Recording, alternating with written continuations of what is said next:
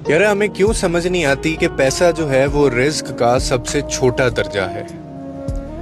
अब बहुत सारे लोग मुझसे पूछेंगे कि जी अच्छा जी फिर आप बता दें रिस्क का सबसे जो बेहतरीन जो दर्जा है वो क्या है। तो अगर आप मुझसे पूछें कि रिस्क का सबसे बेहतरीन और आला जो दर्जा है ना वो आपकी सेहत है, तंदुरुस्ती है, या फिर आपकी नेक औलाद है।